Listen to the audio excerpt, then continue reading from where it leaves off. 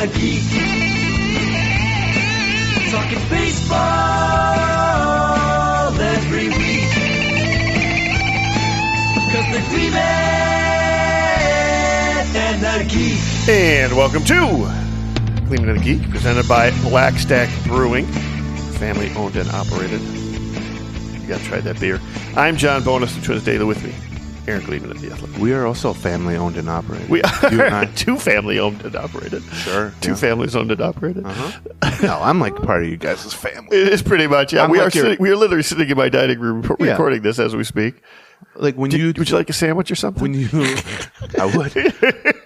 When you talk to people, do you say, we have two like wonderful children. They're really they're now great young adults. And then we got this like really idiot fat old son kind of that comes to our house actually more than our actual children. Yeah, well, at that's this true point. too. At this point. Yeah, so I'm part of the family. Twins are a lot has happened since last we spoke. More injuries to discuss, as always, in the second half of seasons. Yeah. This year in the first, there were injuries to discuss, but we were like, I mean, this has not been like we have been. other than Royce Lewis. Well, I was going to say we've been saying, it's not such a bad season injury wise. The sheer number of players I think lost. that's just compared to previous years, Right? Probably, but that's yeah. Because it hasn't been great. No. I mean, I'm a great son compared to your actual son. You know what I mean? I don't know about that. I know. My mom wouldn't say that. I'm the only child. I don't know what the hell I'm talking about. Spouting BS this morning.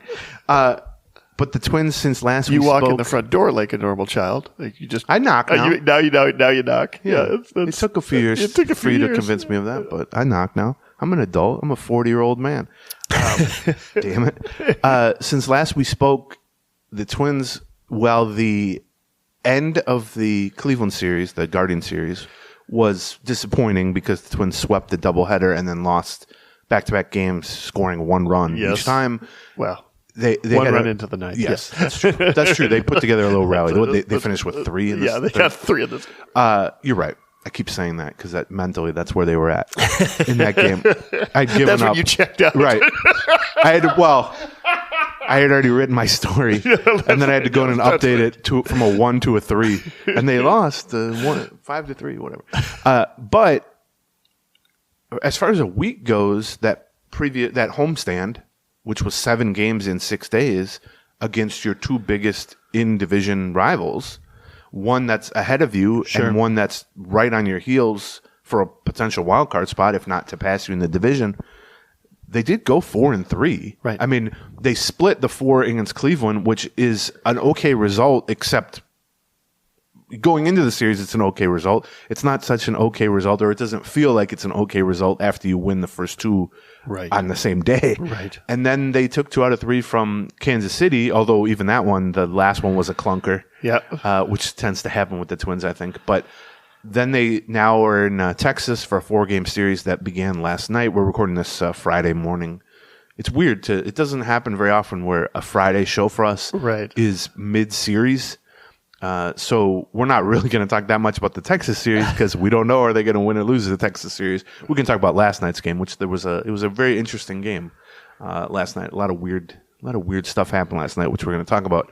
We'll see if Kyle Farmer is still breathing heavy after making his way around the bases. But if you go 4-3, baseball is so different in that sense that like all you have to do is not lose series in baseball. Win series, but really not lose series in baseball. And if you do that consistently over the course of months or a whole season, you're going to make the playoffs. If you just don't lose many series. 94 and... Yeah, you'd be like 94. You're saying if you took 2 out of 3 every time. Yeah, basically, right. If you took 2 out of 3 every time, you'd be 108 and 54. You'd have the best record in baseball. But that's a good point. Right. I'm saying just don't lose series. And so it doesn't feel that amazing to go 4-3 against your 2 rivals. But if you just went 4-3 over every 7-game period in baseball, you'd win 90-something games. Yeah. So that's where the Twins are headed. That's where you'd be 94 and 50. Your math was 68. Yeah. See, I'm trying to become a better son to you, John. 4-3. I'm trying to be nice to you now. You get one more win every week than you get a loss. This was a Carleton College math major, correct? You were? That's right. Yeah. They don't mention that much, but you do. so, they failed to really kind of take full advantage of the Cleveland situation, but you bounce back okay against Kansas City. We'll see what happens here against Texas. They're basically now at the 3/4 mark of the season. So there's roughly, I think as of right now, there's 41 games left, but let's call it 40 games left. And as of this morning, I looked before I came over here, they're at like between 90 and 93% to make the playoffs on, Fangraphs, Baseball Reference, Baseball Prospectus, all the spots that do a good job with playoff odds. So that feels, you got to feel pretty good about that. And the reason it's so high is not only do they have the division to strive for, where they have like a 25% chance of the division. I mean, that's what I was going to say is like 90%, that's great. Unfortunately, you're down to like 20, 25% for the division. But, the reason you're at 90%, even though you're only, actually, I think they're 4 games up of a playoff spot because they're in the second wild card. So they're like 2 games ahead of Kansas City. 4.5, in fact. Yep. Right. 4.5 in front and of so Boston. Yep. They're actually further up on a playoff spot than they are back of Cleveland right now. Right. And so if you're thinking to yourself, man, it's getting kind of not insurmountable, but the challenge of catching Cleveland is getting more and more difficult here. You're down 4 with 40 games left and you only have 4 head-to-head matchups. Well, they have a bigger lead in the wild card. Now, it's multiple teams. Yeah, but only 2, really. I mean, there's only really 2 teams out of the wild card that can probably get into the wild card. Boston and Seattle. Boston and Seattle. And Seattle is free-falling for a couple months now. Right. They were leading the division not that long ago, and now they can't score. Yeah. Jorge Polanco and Mitch Garver are not doing it for them. But, the Red Sox could be a threat. But again, the Royals, first of all, the Twins still have one more, I think, 4-game series against the Royals at some point here. Yeah. I'm pretty sure because they're 7-3. 7-3 Oh, now, so 3-game series. Yeah. So you can knock them down a little further potentially. I'm assuming that's in Kansas City, but I'm not 100% sure. So they do have a little bit of leeway there. And so that's why the 90%, even though it doesn't seem like they're in this overwhelming position, but it's because they have 4 spots potentially available to them. They still get a series versus Boston, too. Yes. Right? Which is September. Probably maybe the more important one at this point. At Boston, I think, in like early right, September. I'm pretty sure. No, I know we played Boston here already. Yeah. Yeah. Right. So that's the situation with like a quarter of the season to go. But as you said, the division, winning the division title, which just from a pride perspective you would rather do, it's a more prestigious thing.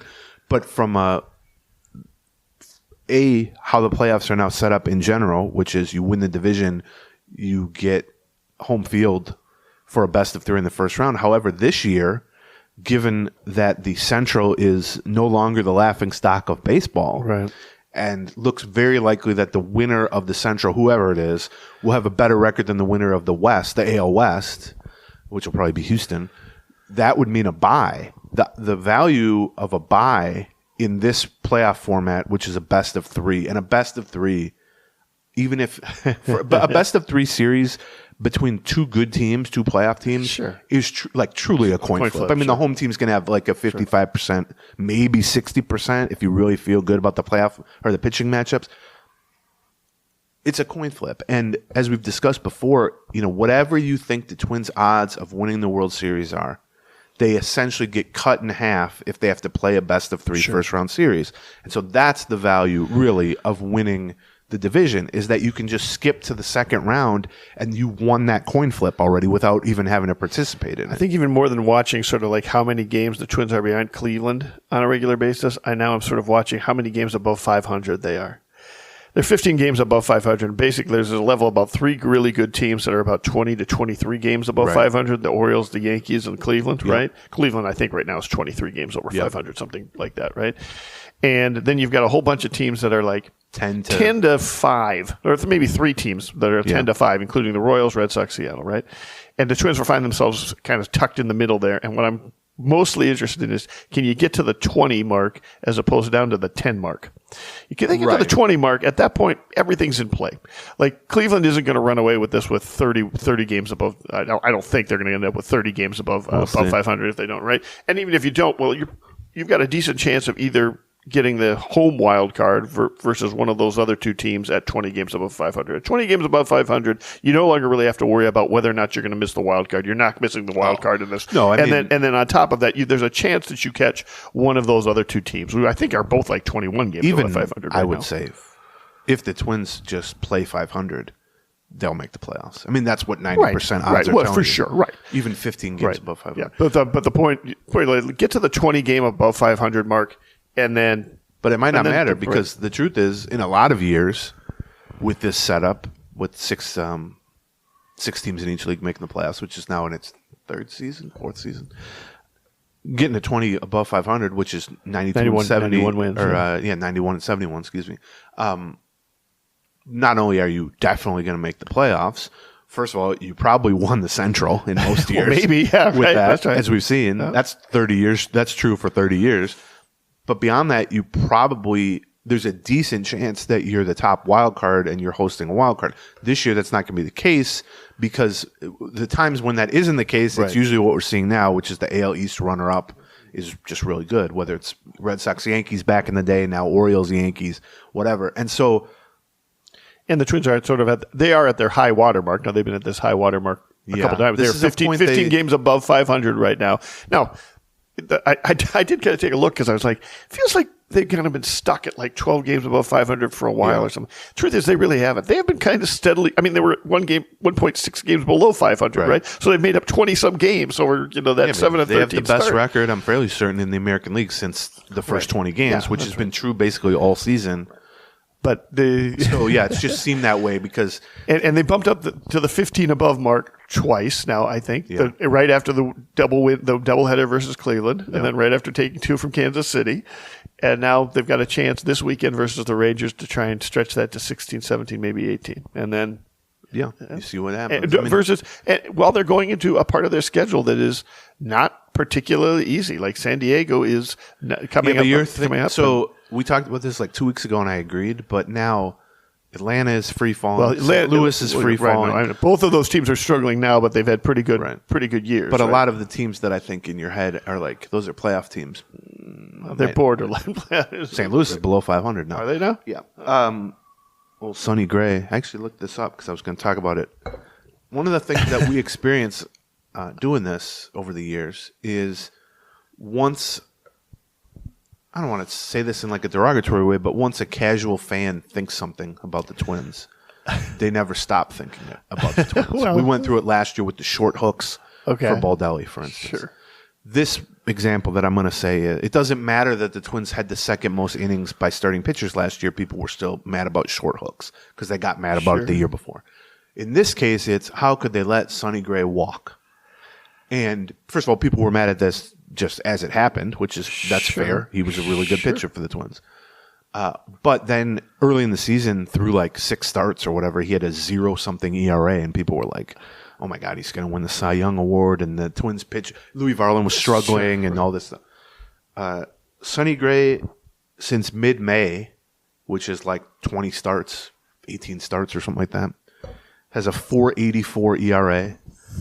And he's allowed, during that time, he's thrown 100 innings and allowed 16 home runs. And the reason that caught my eye is that all of last season he allowed 8 home runs. Yeah, right. That's right. So since mid-May, he's allowed... Do you know how many starts that is? It's like 17 starts or something. So 17 starts. One a start. So basically, but I was thinking about how many innings he's been going in those 17 or 18 starts. Oh, well, here's the other fun thing. It's like 5 no different innings, 5, Here's 6 the other innings. fun thing, is that all the narratives that kind of surrounded Sonny Gray while he was with the Twins, in part because of his doing, in part because just people imagined him as something he really never has been, which is a durable workhorse. He's actually had been the opposite of that during his career. Again, I'm not trying to be derogatory, but he's a really good pitcher. One thing he ain't is a guy who throws 200 innings a season and goes 7 innings a start. He likes to talk about doing it because he wants to psych himself up to do it. And he's a very convincing speaker. When it's after the game, I would have wanted to stay in. It's like, brother, you've been saying that for 15 years. And it's been very interesting to see when he goes to St. Louis, who have I think, one of the top beat writing groups in baseball. Okay. Derek Gould has been forever at the Post-Dispatch newspaper. He has a backup named Lynn Worthy, who I got to know when he was covering the Royals for the Kansas City Star. It was awesome. And then the Athletics Cardinals writer Katie Wu, I think, is awesome too. And so I've been reading a lot of their stuff this year and a lot of their tweets and a lot of their, and it was the exact same kind of timeline of covering Sonny Gray, right? Which is initially it was like, man, Sonny Gray's pretty good to talk to. Sonny Gray's passionate about pitching. Yeah. Sonny Gray does a great, definitely sort of a team leader in terms of the rotation. And these are all true. Yes. And then when he pitched great early on, it's like, man, Sonny Gray is a workhorse. Sonny Gray comes out every start. He's so hard on himself, even though he pitched great. Man, what a leader. What a just a guy who's really Sonny Gray's had a few bad starts here. Sonny Gray said he was mad that the manager removed him from the game in the 5th inning. He thinks he could have kept going. That's an interesting thing. Probably he's right because, he is Sonny Gray. Oh, well, this has happened like 3 or 4 times in a row. Oh, look at that. They did leave him in and he gave up 2 homers in the 6th inning. That's interesting. Maybe a data point that suggests there's some other arguments to be made. And now it's just Sonny Gray's not even pitching well, but the narrative around him is the same. And so you look, he has been going 7 innings on a pretty regular basis on a lot of those over the things. But yes, he's been giving up a lot of runs. He's not averaging substantially more innings per start than he did for the Twins last year. I'll tell you that. I don't think so. And he has a 3.93 ERA. This is going to come across as crapping on Sonny Gray. 7 innings, and then he'll go 5 innings. He'll go 7 innings, which is that's the Sonny Gray experience. Again, that's fine. I mean, he's a really good pitcher. But I do think it's interesting how like certain stuff sticks, and it almost like I still get questions about why the Twins let Kenta Maeda go. And Kenta Maeda has been so awful that the Tigers demoted him to the bullpen a month ago. And they owe him $12 million. They would pay half of that to be rid of him. Again, this is no knock on Kenta Maeda. Kenta Maeda has had a hell of a career. Right. But I saw in one of his game yesterday where he did a pretty good job in relief. Yeah. The announcers, you're in trouble with the announcers like, Kenta Maeda turning back the clock. Yeah. Turning back the clock. Yeah. Anyway. He doesn't suck today. It's one of the I hope to do that someday for myself. It's one of the things that is a struggle of writing about a team and podcasting about a team is like, it's hard to convince people of stuff that they weren't actually that interested in being convinced of in the first place. And then it kind of goes hand in hand with something we've talked about a lot here. And I thought of this actually when you were talking about injuries a minute ago, where it's like every time a Twins player gets injured, it's woes me. This doesn't happen to any other fan base. Sure. And some years that's been true. This year it hasn't been true. They're middle of the pack in both days lost to injury and like projected wins above replacement lost to injury, which is attempting to quantify like, okay, it's not the same to have Kyle Farmer out as it is to have Carlos Correa out. So that factors that in. Out for 2 months. But you will never convince anybody that the Twins are not the most snake bit, injury prone, whatever team of all time, just as you will never convince anybody that it wasn't, Sonny Gray was pitching amazing and all that stuff. And so I feel like some of what we do is... You're saying that some of that snake bitten thing from the Twins has been passed to the Vikings. Yeah. Well, that I don't want to speak on. I can't. You guys got your own problems there. I was in the press box as that was going down. Oh, God. And then Jordan Addison goes down. And I was just like, okay. I mean, I don't know. He sounds like he's going to be fine. But, yeah, it's... I can only speak to the Twins. Opening day weekend of the Vikings is also when the Twins are playing Kansas City. So we'll have something good to pay attention to. Yeah, we got our own problems on Twins side. We can't help Wild, Vikings, Gophers, Wolves. we got our problems on our own side of the street here. Before we talk a little bit about one of those significant injuries, which is Byron Buxton, let's talk a little bit about our first couple of sponsors. Our presenting sponsor, Black Stack Brewing. Been a big fan of Black Stack Brewing for a long time. In fact, I know several people who are big fans of Black Stack Brewing because Black Stack Brewing produces outstanding beer. That is one of the things. Listen, there's a lot of ways you can make it as sort of a brewery and as a business model. You can have a great location for your little tap room. You can have good can designs, this and that. I mean, they have a great tap room. You can be the closest brewery to John's house. That's proven to be a moneymaker. Maybe not. But Black Stack is known for their beer. They're beer guys. Yeah, it's probably the best thing to be known for. Yeah. I mean, they just as far as craft beer goes, their IPAs are legendary. Here's how you can tell. a lot of places want to do a collaboration with Blackstack. Like Right. when you see that happening, you know that's because those other breweries are like, what do those guys know?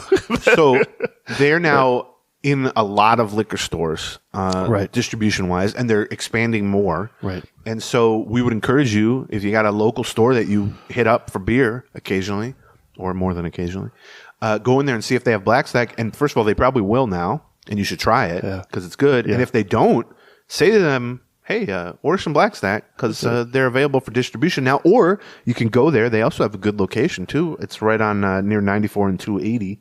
Blackstack Brewing. We would highly recommend it. You might run into John there on I sipping hope so. whatever. Or So, my yeah. daughter. She's also a fan. See, that's why I'm not the best kid in the pretend family. Exactly right.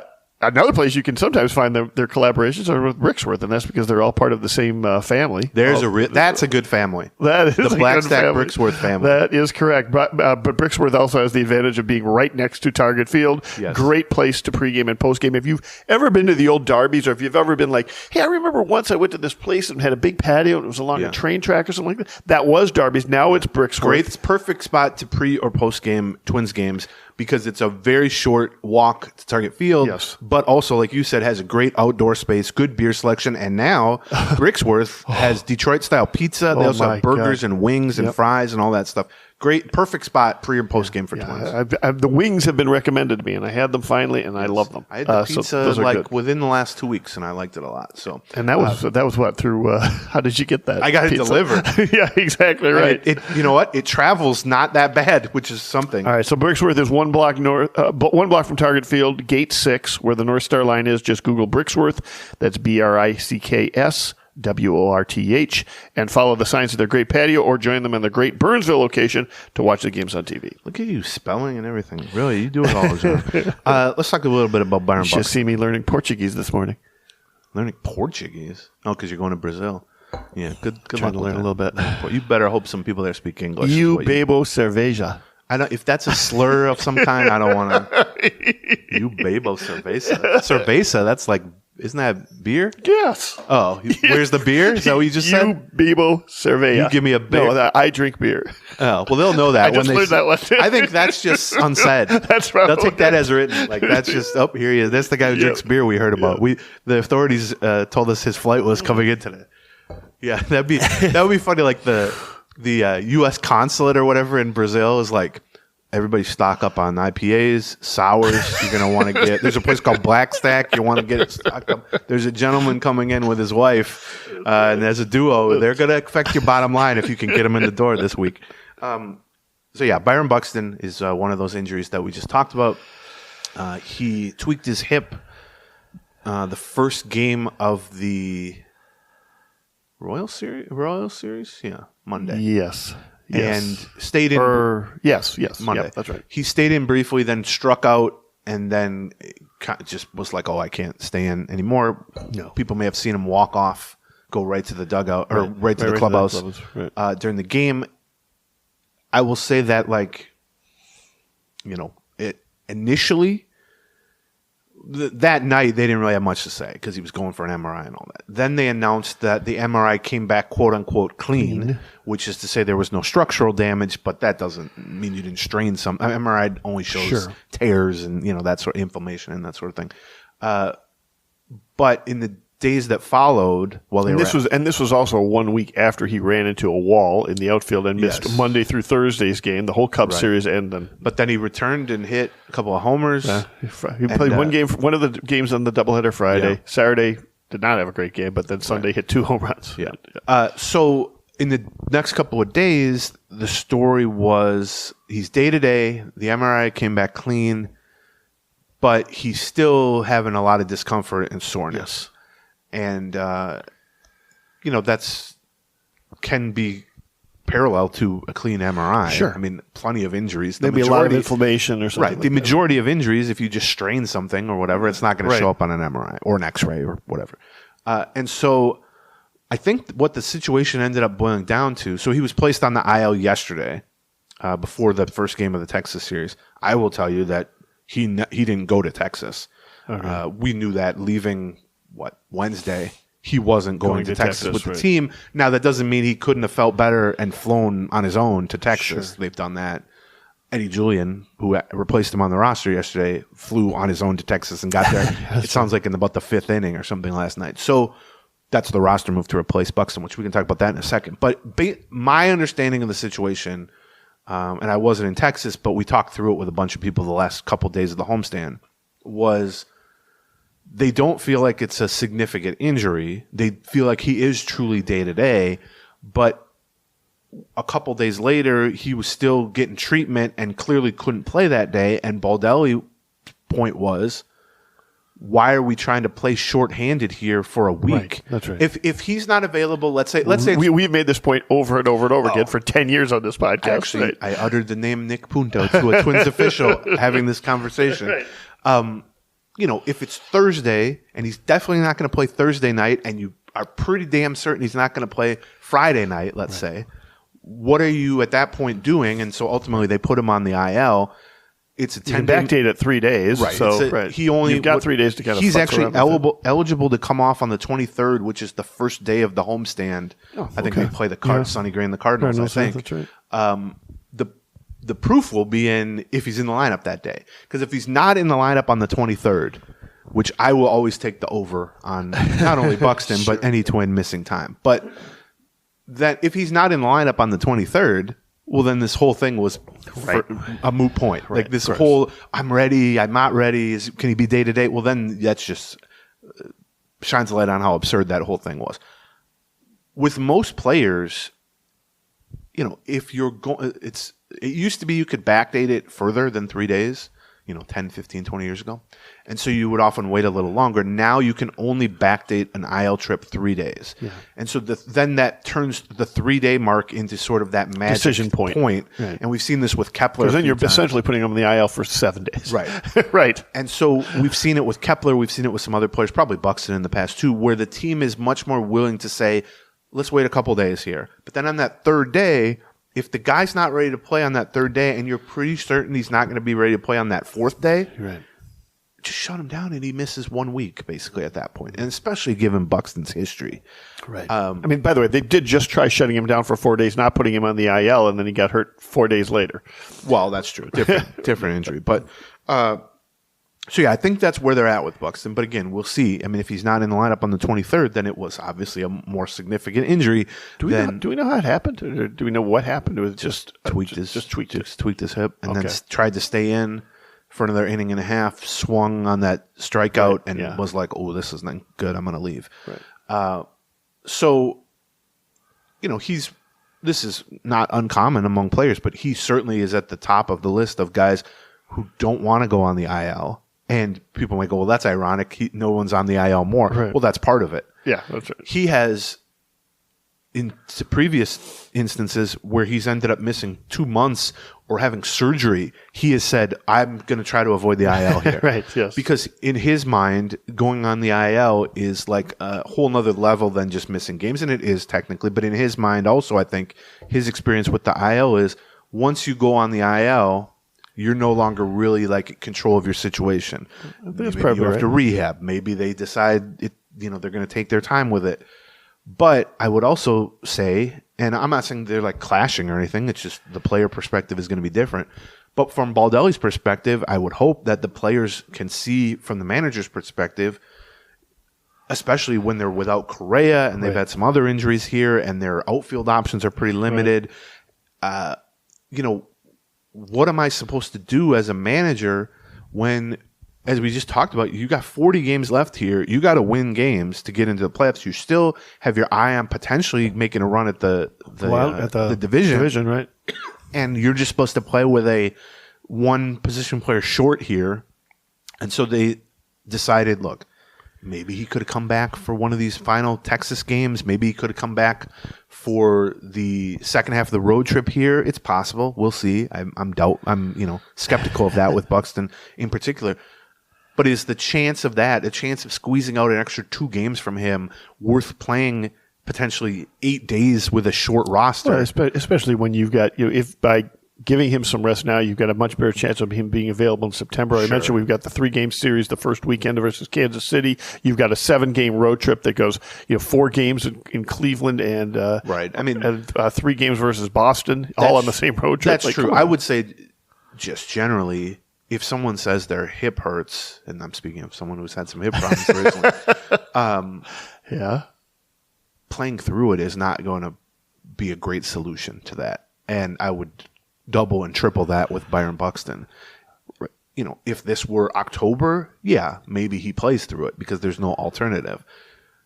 But the goal would be get him ready for September. Right. On the other hand, I don't know that there's a whole lot of evidence with Byron Buxton specifically that rest really changes much. He's either healthy or he's hurt. These things happen so often and with so many different injuries that, certainly he's got a better chance to stay healthy if he takes these 10 games off as opposed to trying to play through a hip injury for 10 games. But I don't think that was ever in the equation. I think the equation was, does he take a week off and remain on the active roster while he does that so we can squeeze out these last few games? Well, what's the value of that? And particularly because you don't know that those squeezed out last couple of games, is he going to be at 80% and not any better than the guys you put out there?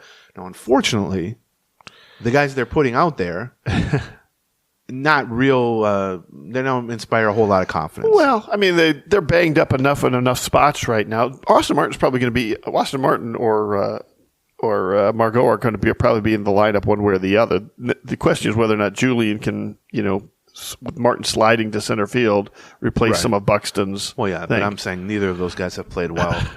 They've both looked, I would say, very bad defensively. The numbers back that up too. I think I looked a couple days ago for the season in center field.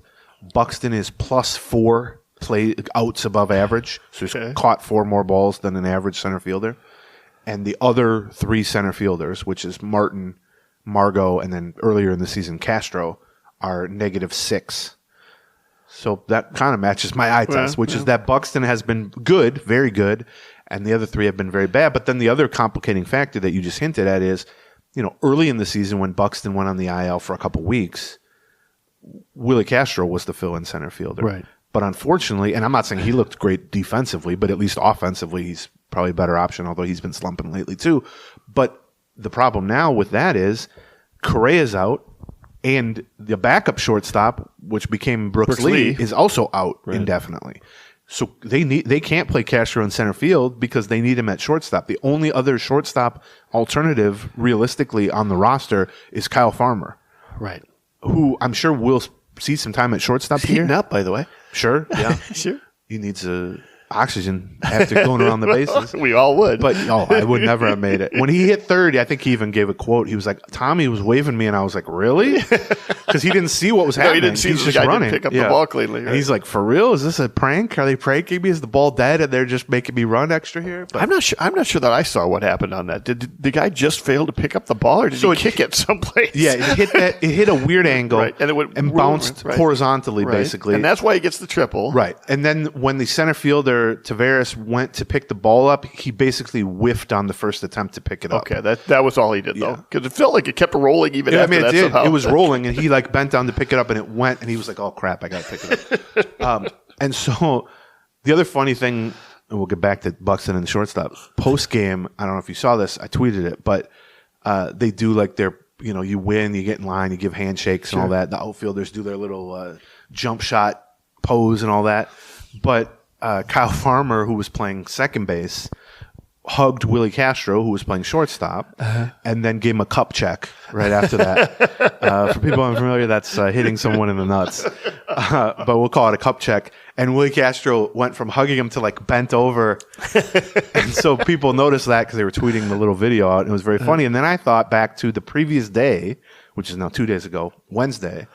Audra Martin, in one of the pregame questions, asked Rocco Baldelli, we were all in Baldelli's office pregame, and said something about how nice has it been to see Kyle Farmer start to contribute and get healthy here, because it's been a struggle for him all season. And Baldelli, this was a quote about Farmer after he said, yeah, it's great because Kyle's had a rough season, but no one works harder, blah, blah, blah.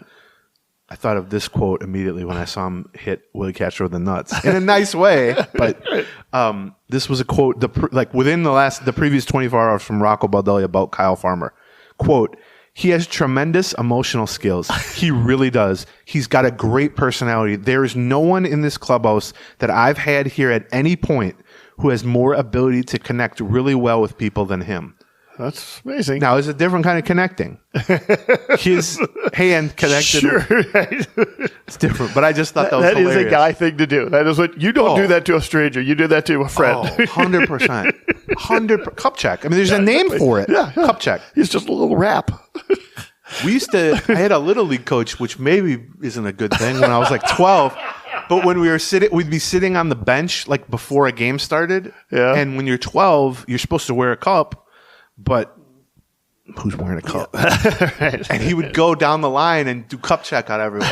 And I thought it was funny then, but now I'm like, should this 40-year-old guy have been doing a cup check on a bunch of 12-year-olds? Maybe not. It just occurred to me. I'll maybe talk to a therapist about that. We'll talk later about therapy options for people who maybe had a cup check on them.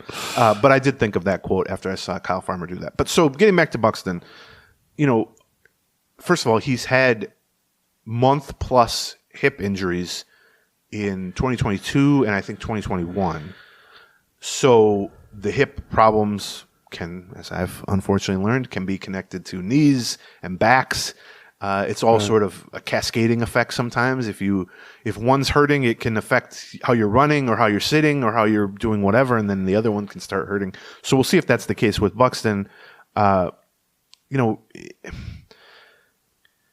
had played so great. That's the thing. He got off to a slow start. First of all, he had played 90 out of the first 118 games. About 90% of that action had come in center field. Yep. As we just talked about his stats, and to the eye test looked outstanding. I think we had a Patreon episode where we talked about it at length about how with the numbers he had put up over the last 2+ months. Yes. Yeah. So he was, until 3 days ago, on a 125 game pace to play, which for him would have been by far the second best of his entire career. 2017, he played 140. Right. He hasn't played more than 92 games since then. He's at 90 now, so he was like so close to getting that 92 game mark. But first of all, he's second on the Twins in wins above replacement behind Correa, who's also hurt. Uh-huh. And he's fourth among all major league center fielders in WAR. He's second in slugging percentage and OPS among all major league center fielders behind Aaron Judge. Okay. That's like you're first. You're first on planet Earth, and then he's on Mars, Right. This is as good as Buxton has played for an extended stretch to, be on where you're playing basically 2/3 to 3/4 of the games overall through the 3/4 mark. And now that'll change, but they're hoping he'll be back. He can still, go well past 100 games if he's healthy in September and all that. But they're now down their two best players. I mean, and two up the middle guys, which are harder to replace, and two guys who contribute offensively and defensively, in addition to just playing an up the middle position. I mean, to replace Correa, who's one of the top, half dozen shortstops in baseball, and replace Buxton, who's one of the top half dozen center fielders in baseball. Yep. Both guys are Gold Glove winners who are going to be better than their replacements defensively, and both guys are having excellent years offensively, and they're certainly going to be better than their replacements at the plate. And you combine those things, it exhausts a lot of the depth. Like I said, Castro can only play one of those spots. Right. Then you're stuck with Margot or Martin in center field. Neither of them are really hit that well. They're both a huge downgrade to me defensively. Sure. And so it's tough. And we've talked about this throughout the last several years. It's like, it's one thing to have a notion of what a lineup is quality-wise, where it should rank, where a rotation is, where a bullpen is, and then there are times during the season you go, why are they so inconsistent? I thought this was a good lineup. And you go, well look who's in the lineup and who's not in the lineup. We said that when they were 7-13, right? When they were 7-13 and we had Lewis out and Buxton, on the IL for a little bit. Correa's out for a little bit. Yeah. Now, why this keeps happening, whether they're in the middle of the pack or not, why now seemingly every year is Lewis hurt, Buxton hurt, Correa's hurt, and there's some other guys like that. And now you toss in Joe Ryan and Brock Stewart, which we'll talk about in a minute on the pitching side. But, I mean, their depth has been tested in a major way. And every offseason we talk about the fact that they prepare for that. but there's no preparing for this level of it. You can't have two Byron Buxtons, right, or even two Willie Castros to replace them. Nobody's going to have a starting caliber shortstop and a starting caliber center fielder on the bench. Yes. And certainly not a team with a $125 million payroll is not going to have that. And so it forces guys like Margot and Martin and now Julian and Willie Castro and Farmer. They're going to step up. And for the most part, the last few years and this year, they've gotten some really good step-up performances. They've got replaceable, non-embarrassing results from those positions. And in some cases, a guy really steps up. Wallner comes in and is great. Right. You're right. Julian comes in last year and is great for Polanco and all that. But they need that again. I mean, there are multiple spots now. I looked at the lineup last night. They scored 3 runs. It was a struggle to score 3 runs. Right. They went, 7 consecutive innings without scoring a run last night. And you go, boy, I'd really like to see them do more here. Well, look at the lineup they trotted out there. Yeah. I mean, it was not good. Like, they had 3 hitters you'd like in the lineup and 3 that you feel ambivalent about and 3 that weren't very good. And, were they facing a great pitcher in Bradford for Texas? No, but it's going to be a struggle at times. And I think that's part of why there's so much inconsistency, where when they were healthy, briefly in the middle of the season, they were just putting up huge numbers because they went 7, 8, 9 deep. Now it's like, it's an engine where not all the pistons are firing at this point. But you can still win. Getting along. Yeah, they're getting along. And other teams are in the same boat, I know. So the other thing on Correa is he's been finally now, I think I heard on the broadcast yesterday, again, I'm not on the road trip, but cleared for baseball activities. Okay. And all that means basically is he's running now, not jogging. He's been hitting for a while. He's been taking infield drills for a while, but sprinting, full on running, changing direction, all that stuff was the last hurdle, and it very clearly proved more painful or problematic than he had hoped or expected, or the Twins had hoped or expected. I mean, he's already missed like 5 weeks now. Yeah. That's about twice as long as he was hoping to miss already, and it's not like he's going to play tomorrow. My guess is he's going to go on a rehab assignment of at least 2 or 3 games here at some point, and until you see a rehab assignment scheduled or timeline for that, he's not imminently returning. Like, until he checks those boxes, and that's straight from Correa's mouth. Yeah.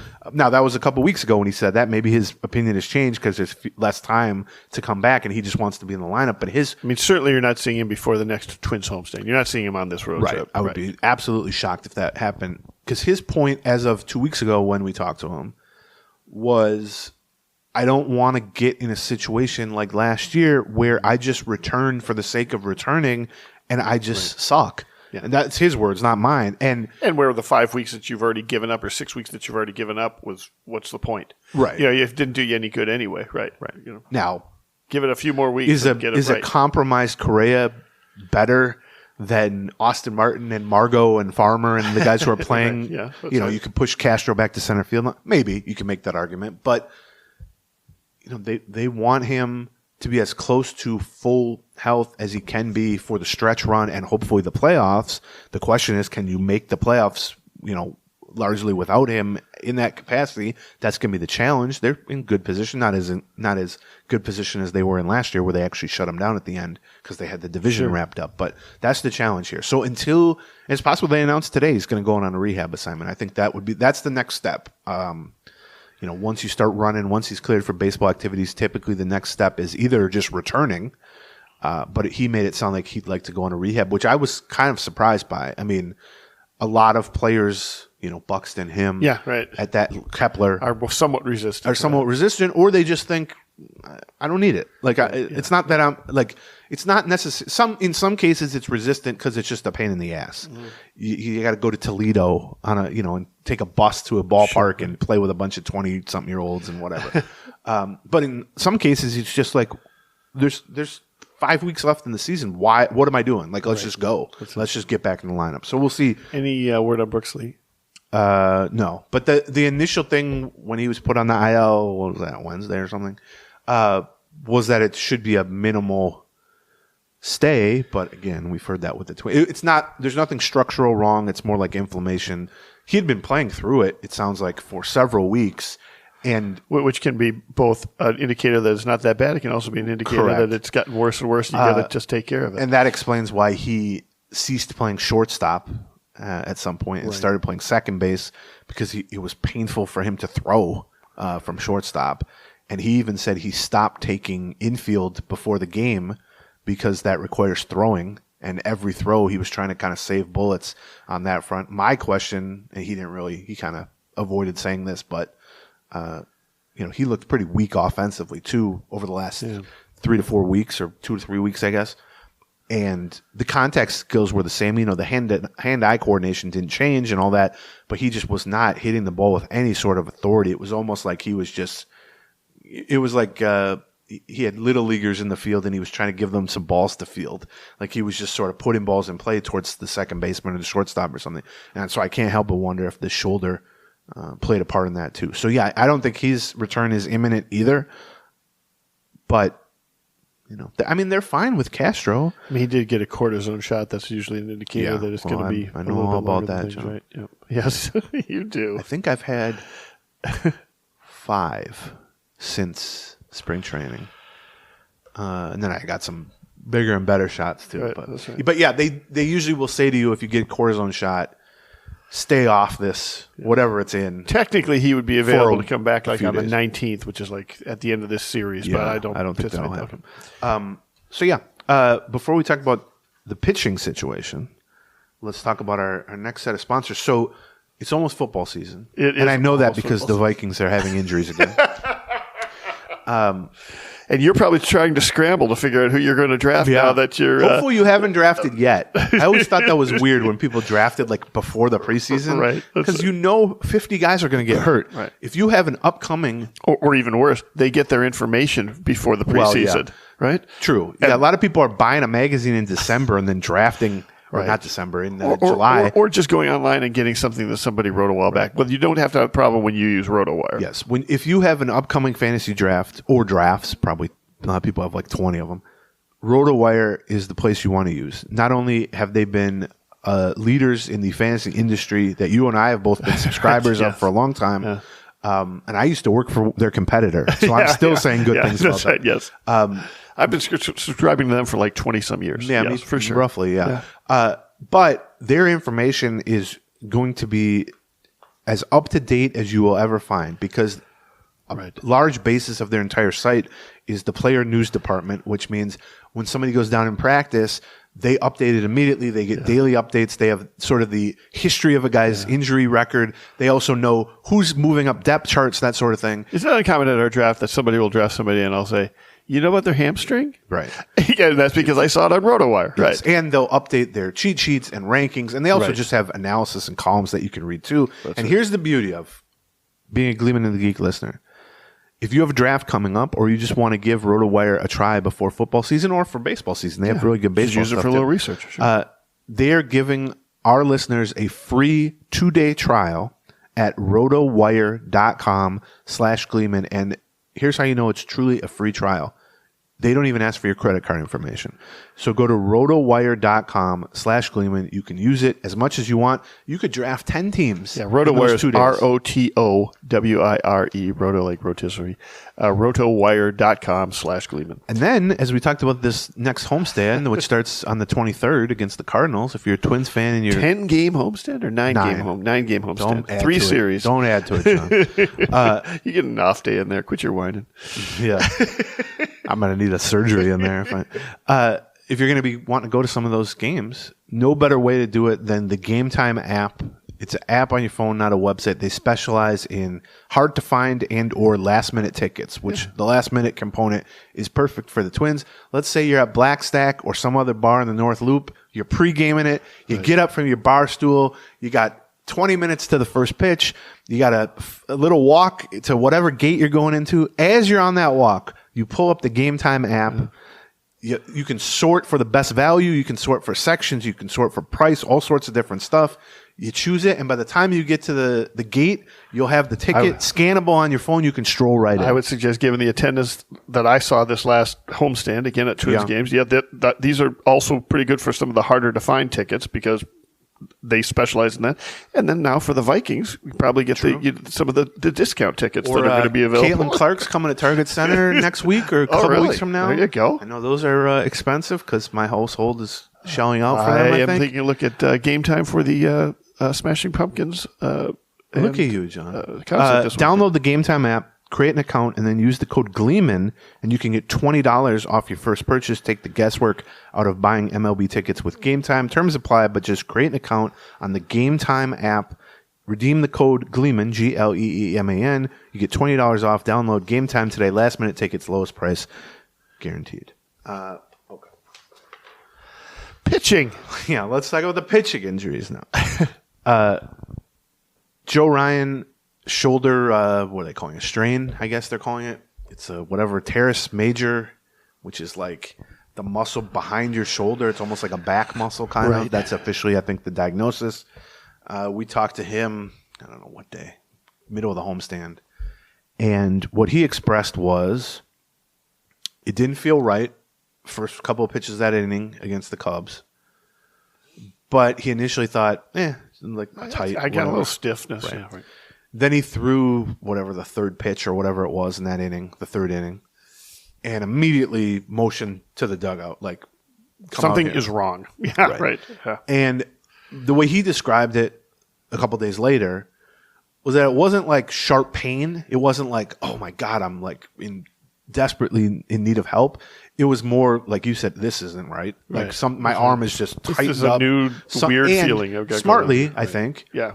There's no sense from a performance standpoint, but also just a longer-term health standpoint to try to push through this. Correct. So the training staff comes out, Baldelli comes out, they look at him, he leaves the game, goes for an MRI. I remember him trying to play through a strain last year. Well, that did not only try, well, he played for 6 weeks through a groin strain, and it went horribly. Unless his goal was to be a batting practice pitcher, in which case it went extremely well. That's right, a home run derby. He was amazing Specialist. at that.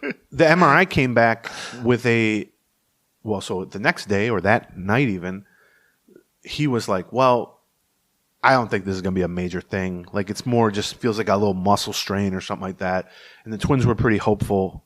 He was going to go on the IL, but maybe could come back in September, obviously. Well, the MRI revealed, I think, a grade 2, whatever I said, teres major. I don't know. I hate playing doctor here, but because inevitably. But it's more serious than. Yes, it's going to be. They haven't set an official timeline, but my understanding, with now about 6 or 7 weeks left in the season, the minimum kind of recovery timeline for that is about what's left in the season, weeks, something like that. And I'm not going to rule it out. Maybe something goes well for him. Maybe he really pushes through it. Maybe even for the playoffs he's an option or something like that. But it does seem like, while they haven't announced it, and while Joe Ryan tried to be upbeat and everything, I would be very surprised if he pitches again for the Twins before next season, which takes a big chunk out of not only the rotation down the stretch, but your planned playoff rotation. Correct. I mean, he was certainly in the 3-man playoff rotation. Sure. There's arguments to be made of him one, two, 3, or 3 in that spot. And unfortunately, when you combine that with Chris Paddock being out now for the last month plus, the word on him is that I think he's close to beginning a throwing program, which is kind of like Carlos Correa, close to resuming baseball activities, which you would need to ramp up. It's a little more to it because it's a starting pitcher. But you start to ramp up, you go on a rehab assignment, something like that, you can start to map it out. But he's not imminently returning in his baseball podcast. I listened to him talking about his injury in the baseball podcast. Basically, he said he's hoping for a return, maybe late September, and the role is yet to be determined, whether it be that of a starter or in the bullpen. Right, because the problem with a starting pitcher, and I guess this plays into Ryan theoretically coming back late in the season too, if you end up missing more than like 3 weeks, you got to start building back. You're almost. It's not that you're fully. It's not like you're just arriving to spring training, because you have been throwing for the last several months. But you got to build back up to being able to throw 75, 85, 90 pitches. And, by the time Paddock were to return, it will be 2.5 months or something like that, or 2 months at least. He's not going to be ready to throw 5 innings unless he throws 3 innings, 4 innings, 5 innings in the minors or on the side. And so, the question would be like, do I have time to come back as a starter? And if the answer there is murky, then you kind of, say, okay, well, maybe a swingman. Maybe I can return as a 2-inning reliever or even as a 1-inning reliever and just return, period, as opposed to not returning. But in tandem, those 2 injuries, and plus Anthony DeSclafani never throwing a pitch for the Twins, has put them in a position now where the rotation is Bailey Ober, Pablo Lopez, and rookies. And I know Louis Varland's not technically a rookie, but to me, I would still consider him essentially a rookie. So we'll treat it that way. You have Simeon Woods-Richardson now, who wasn't in the opening day rotation, and it took DeSclafani getting hurt and then Louis Varland being terrible in April for him to even be on the team. He was the seventh option. Right. And he's pitched exceptionally well, especially relative to expectations, but he's just been a solid mid-rotation guy throughout. Including his last start. His last start was really good. We'll see how he does here in Texas. But he's now their third starter. Yeah. And he's now their third most experienced starter. This is a 23-year-old rookie, basically, who wasn't even in the majors until late April.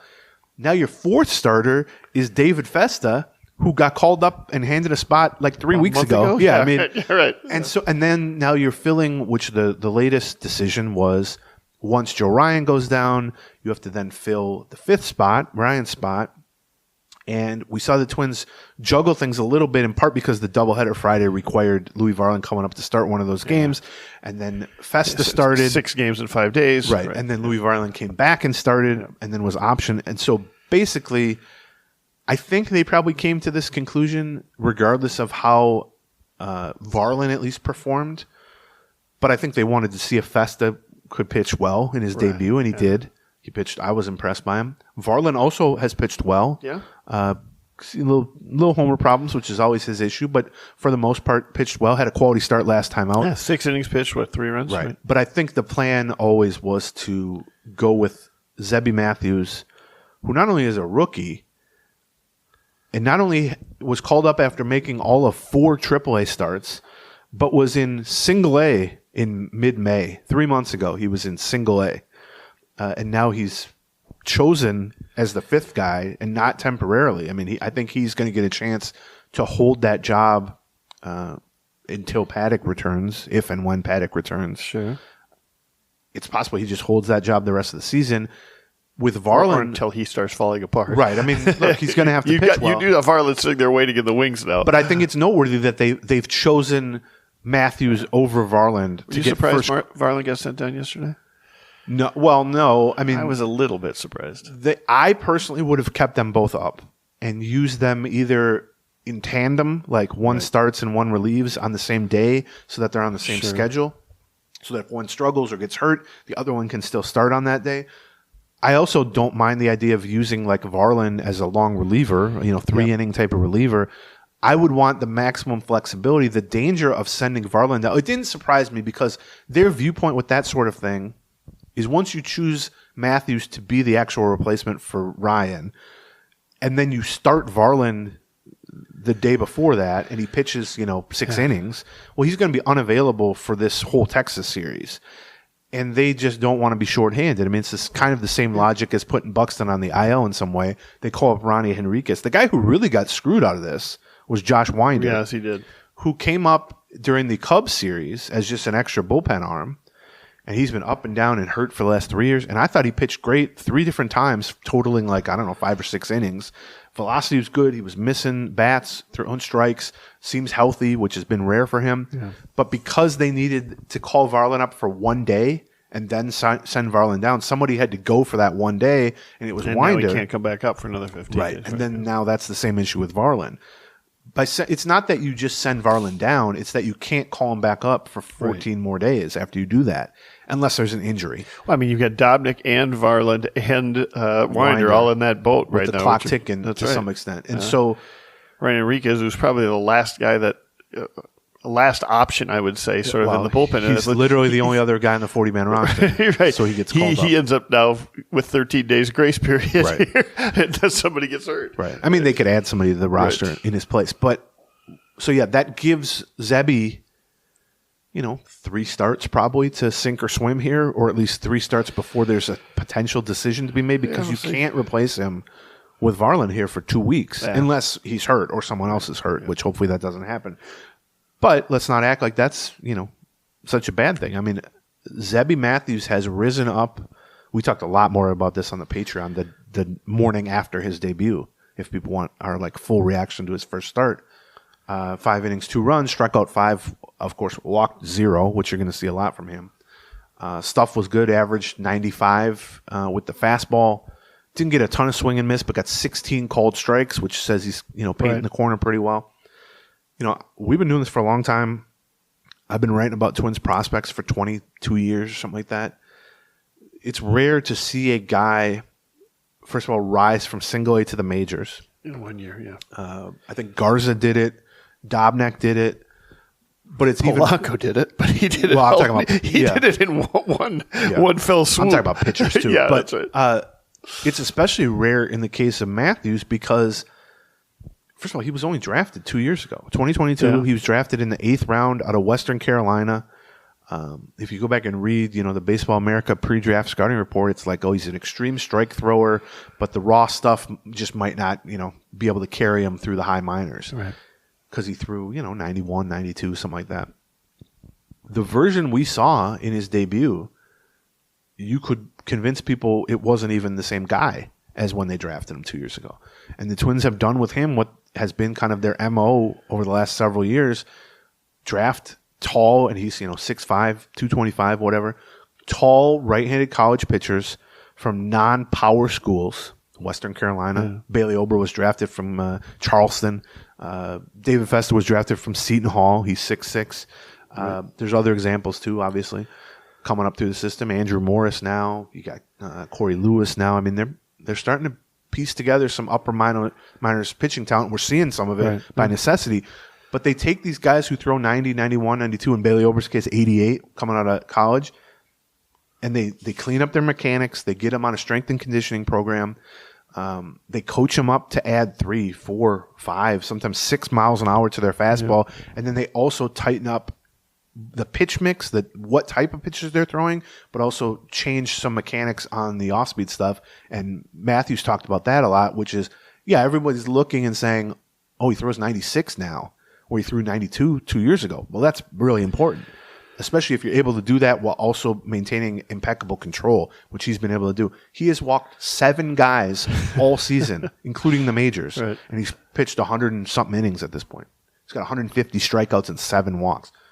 But to his point, he throws a cutter that's much better, a slider, a changeup. He's got a 5-pitch mix now that he's really added depth to a lot of those pitches. And so, I'm sure he'll go through some raw patches. We'll see if the scouting report changes. I actually talked to someone the other day with the Twins. I said, is there such a thing as throwing too many strikes? And they said, yeah, absolutely. For sure. It's kind of akin to with a guy like Ed Julian or Joe Mauer or Aaron Hicks, these hitters who have exceptional plate discipline. That in and of itself is a great thing. But you have to be wary of letting that kind of getting carried away, blend into passivity. Yep. Patience becomes passivity.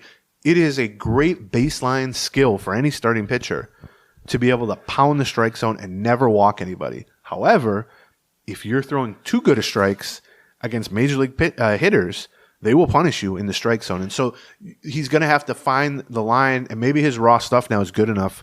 He got some swings and misses with the fastball up in the zone, but he's going to have to, with his off-speed stuff, when you get to 2 strikes, don't throw it in the strike zone. Like you want them to swing outside the strike zone. But I think that, his rise. You want them to go fishing. That's right. Yeah. I mean, Joe Ryan, I remember Baldelli talking about something similar in respect with Joe Ryan during spring training, where somebody asked him, what can we expect from Joe Ryan this year? What do you want to see from Joe Ryan this year? What are your expectations for Joe Ryan this year? And Baldelli started out with listen, Joe Ryan does 2 things that we know are super valuable, and he does them super well. He can throw it in the strike zone, and he can get a swing and a miss in the strike zone. Especially with the fastballs. That's right. And if you can do those 2 things as a baseline, as a building block for a pitcher, there's few more valuable things. If you can not throw balls or throw strikes, right, and B, throw strikes that people miss, you're in really good shape. And that is something that Zebby has already shown that he can do up to every level up to this point. And even at this point, he's starting to show it. What we have to learn about him is kind of what we learned about Varland on a negative side so far is the difference between control and command. The difference between can you throw strikes? Absolutely. No one is going to throw more strikes than Zebby Matthews over the course of his career probably. But where are those strikes? Are those strikes in the middle of the plate? Are those strikes with 2 strikes, 1-2 count? are you throwing a slider that hangs in the middle of the plate? And that has been Varland's problem. For the most part, Varland hasn't walked guys either. I mean, he's thrown strikes too. It's not at the level of Zebby Matthews, but he's thrown plenty of strikes. It's that 2 or 3 times a game, all the good work that Varland does gets undone because he just leaves a pitch in the middle of the strike zone and it gets hammered. And so that's the question we don't know about. I mean, we did see Zebby give up a home run in the second inning already, right? Yeah. I mean, major league hitters are just a lot less forgiving. They're less good than AA, single A, triple A hitters, but they're also your mistakes where you might make the same 4 mistake pitches a game as you've always done for your entire career, but a AA hitter or a college hitter or whatever, they might only hit one of those hard. Yeah, that's right. Especially if you're throwing 96. Right. Whereas if you make 4 mistakes to the middle of a major league lineup, you're probably going to get maybe 1 foul ball and 3 hard hit balls. That's it. And so that's the question with him. Any extreme strike thrower is, can you still paint corners? Now, him getting 16 called strikes in his debut is a sign that he can paint corners for the most part. So we'll see. I'm very excited to see Zebby Matthews. First of all, I think he can be a really good pitcher. That zone was a little generous the other day. True. But he's going to be a good pitcher, I think. But also, I love uncommon player types.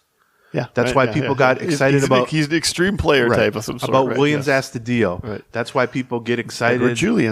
About Edward Julian, right. Yep. It doesn't always mean it's going to go well for them, but when you have a pitcher who throws 96 and essentially has like Carlos Silva or Brad Radke or Bob Tewksbury's control, that's not supposed to be paired together, those two skills. So glad you included Tewksbury in that one. Yeah. You did the other day. I throw that one out there all the time as my favorite. So. People don't know Bob Tewksbury. Pitched, 2 years for the Twins? 1 year, 2 years? In the mid-90s. 98. When things were at their worst for the Twins. Yeah, but boy, he was Go unbelievable. look at the walk rates for Bob Tewksbury, and then keep in mind he threw like 85 miles. And that was at the end of his career after he pitched that really good career for the Cardinals. A couple other things on the rotation front. So now you got 2 quote unquote veterans who are, by the way, are 28, and then 3 rookies with then Varland waiting in the wings as the next man up, who's also essentially a rookie. But maybe Andrew Morris is next Andrew guy. Morris, maybe seventh guy up, right? Who was also at single A 3 months ago, right? Yeah, and double A 2 weeks ago. So, I think it's worth noting Varland has pitched reasonably well in 20-something innings for the Twins since the April demotion, and it hasn't been exactly the most circumstances most conducive to thriving because he basically just drops in for one game and then leaves. But he's done pretty well given those circumstances, and I think that's worth noting. It's not out of the question that they still move him to the bullpen because I think that would have been the original plan like they did last year. But you can't move him to the bullpen when he's your only backup. Right, at this when point. he's your backup starter. As we've seen him, he's started twice in the last backup week. starter for 3 rookies that we're not real sure how exactly. Let's see. There was a couple other. Oh, well, just in general, we've heard so much about. It's funny. I don't know if Falvey, if there was some instance, like his introductory press conference or some first year on the job, where he specifically said the phrase pitching pipeline. But I do know that it's possible he did. I don't know. Twins fans have been obsessed with the phrase pitching pipeline since the moment he arrived from Cleveland. And I think a lot of that is because he was touted as being something of a pitching guru because Cleveland had so much success with a pitching pipeline, all this pitching that they developed year after year after year, turned over the rotation 3 times and it was still really good. And he was credited, rightly with, developing, trading for, putting in. That was part of his area of responsibility. Right. And so he comes here and then people go, well, he's supposed to build that out. And it certainly did not happen for a very long time. The Twins' starting pitching was not particularly good for most of his time. And when it was good, last year, for instance, it was good primarily because of, Pablo Lopez, Sonny Gray, and others, Kenta Maeda, prior to that, veterans that they traded for.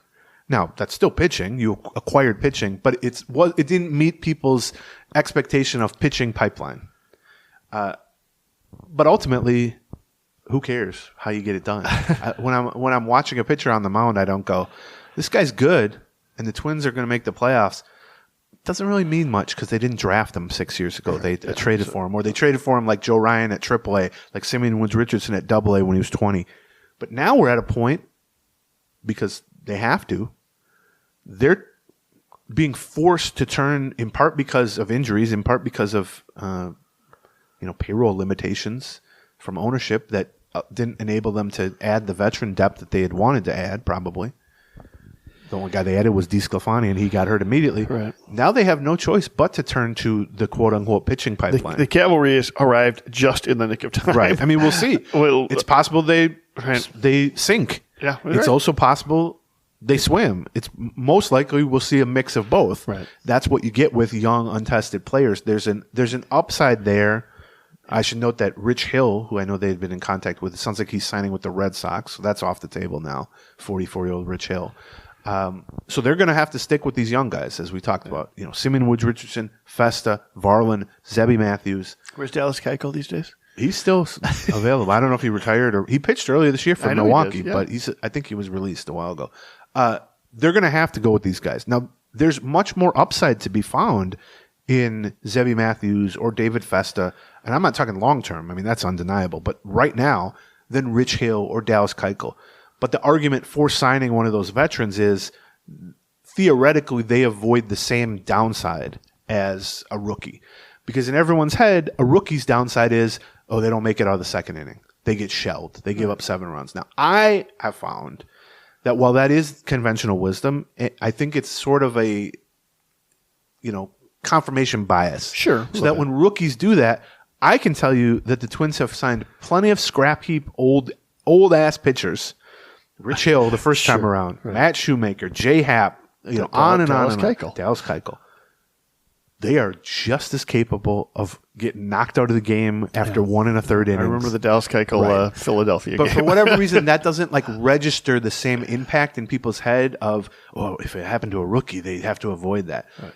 I have absolutely no problem when the alternative is a 44-year-old Rich Hill or Dallas Keuchel or whatever it is. Sure. At this stage, the trade deadline's long past. You can't do anything about that. You certainly can be critical that they didn't add anything at the trade deadline, but we were critical in the moment, and that was when Joe Ryan was healthy. I have absolutely no problem at this stage of just saying, you know what? We're going to live or die with these young arms. Yeah. We're going to hope that the upside outweighs the risk and the downside. So far, that's been the case. Listen, it's not ideal. I don't think anybody down in St. Paul was like, "Hey, Zebby Matthews is absolutely ready for the majors. We got to get him. We got to find room for him in the rotation at this point. Any more than which I want to talk about. Edward Julien coming up is necessarily like, he has to be called up at this point. No, I mean he's a stop. There's stop gaps in some way. Like they're taking advantage of an opportunity that's there. But that doesn't mean they're not ready. Once the door is open, that's right. You can just walk through it and never leave if you want to. And I think a lot of times we kind of perceive that there's going to be this, red carpet laid out from a timeline or an ETA perspective for a top prospect. But in reality, think of all the best prospect debuts, even going back to last year. Julian Wallner, going to this year, Zebby Matthews, Festa. It wasn't, or even Brooks Lee. Yeah, I was going to say. It wasn't that these guys were called up for the first time because it was just overwhelmingly obvious that we've got to bench so-and-so so we can put this person this guy's in there. Been crushing it at AAA for 3 months. It's getting absurd that we haven't called him up. I think that would be great. Yeah. But most of the time it's, hey, we got a guy hurt. This guy's playing pretty well at AAA. You want to just call him up? Let's throw him in there. Mm-hmm. And sometimes you never leave. Yeah. Sometimes you fare well, then you struggle like Julian or Wallner. You go back, you come back. Even those, like Julian now, is coming back not because Miranda. I mean, it doesn't matter how you get through the door. It matters what you do when you're inside. That's it. And Zebby Matthews can absolutely never give up this rotation spot if he wants to. Festa, same thing. The struggle for Varlin is he's not getting those same sort of the door is only open a crack for him. And he's done okay. He hasn't thrived in it. I suspect that the eventual door to the bullpen is going to be his real opportunity. Probably. But let me just make sure there was one other thing before we do our last sponsor. But yeah, this is the pitching pipeline. Here it is. Ready or not, here we come. That's right. The most important part is that they actually perform here over the next 6 weeks. That they can help drive the Twins into the wild card spot or into a division win. But there can be an additional upside. There's an incredible amount of additional upside. If even let's say there are 4 guys. Let's say there are Woods Richardson, who's already I would guess in their plans for next year. But there's Woods, Richardson, Festa, Varland, and Matthews, essentially having to fill 3 spots. If even 2 of those guys pitch well for the final 6 weeks, let's say Simeon Woods Richardson stays on track and finishes the season strong, and you look at him and you go, well, there's our number 3 starter next year, or there's our number 4 starter next year. Or Festa has a role here, or Zebby Matthews comes up and stays hot, or Varland gets another chance. If any one of those also happen, you're entering next season with a completely different view of your rotation options. Right. You're entering next season with so much more confidence because without these injuries and without these kind of forced opportunities, you may have gotten to a spot where Zebby Matthews ended this year at AAA, and then you're in May or June of next year, and you go, is he ready? You're going to find out if he's ready now. Right. And I'm not saying whatever performance happens over the 6 starts here or whatever is, determining how his career is going to be. But you're learning a lot about these guys because you have no choice but to learn about these guys. And that can cut both ways. Maybe in Varland's case, he struggles. And what you learn is he's probably a reliever. Mm-hmm. Maybe in David Festa's case, he struggles to make it through the lineup more than once, and what you learn is he needs to work on that at AAA to begin next year. Yeah. But maybe you learn about Simeon Woods Richardson or Zebby Matthews or one of the other guys. They're just good major league pitchers right now. Right. They're ready to rock now. You've got guys battling for a spot in spring training to fill out the back end of the rotation. Or it allows you to trade away a veteran to shed salary or to get a return, or if Paddock or Joe Ryan is not able to start the season. So they're being forced to rely on young pitching. But I will say, within that, don't take for granted the type of young pitching that they have available to step up into those roles. Because whether or not they sink or swim, 4 or 5 starters. Right. There were times in this regime and certainly in the past regime where the veterans would get hurt in the rotation and they would be turned into Johan Pino. Or Randy Dobnak. I'm not slandering Randy Dobnak, who, by the way, is also available if things go sideways right now. But there's a difference between pitchers that you are, okay, this is a guy who can, fill a rotation spot and the, 4, 5, maybe the 4, maybe the 3 on a good 3-month stretch, kind of level, and just sort of make sure that we're not, bleeding, right? They can be the Band-Aid that keeps us over from bleeding. Right. What you've got here are, some legitimate high upside arms, like guys that... Yes, I mean, these could be building block guys for your rotation. And the fact that they not only... First of all, the fact that they've already had Simeon Woods Richardson in the rotation for 3 months now is a credit to them. The fact that Festa can jump in as their number 1 pitching prospect coming into the season and do it. The fact that they have Varland just sort of in this influx middle role. Take a look at the Mariners. Right. And then just a lot of young, good, high-end pitching. It allows you to do some things. And they're not done. Like I said, Andrew Morris, Corey Lewis, there's still some guys in the upper minors, Marco Raya. They have really... Now, I'm not saying all these guys are going to be great. Some of these guys are going to get hurt. Some of these guys just aren't going to be that good. Some of these guys are going to end up in the bullpen. But the caliber of prospect that they're having to push into these roles should not be taken for granted just because they're young. Right. There are so many teams that if this same situation happened to them, they would be turning to guys who are just not major leaguers and will never be major leaguers, quality major leaguers. Now, maybe these guys struggle in the near term, and there are questions about that. But for the most part, all 4 of these guys that we're talking about now, and I'll throw in Andrew Morris there too, who's at AAA now.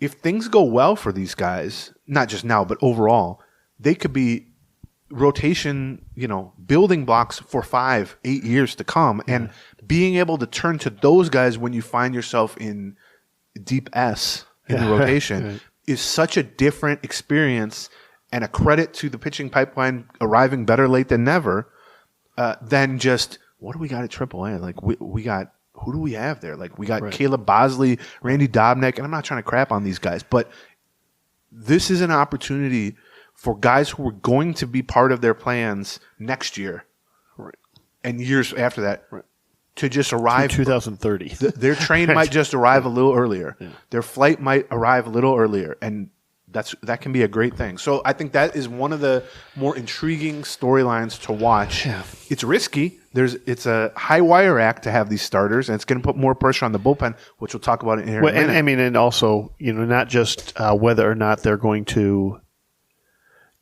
do well enough to hold it down a spot and drive, but also is one of them going to get to the point where you can actually trust them in the playoffs at this point? Well, that's the other issue. Yeah, I mean, I think at this stage, if you're playing a best of 3 first-round series, it's going to be Ober-Lopez or Lopez-Ober for 1-2. Right.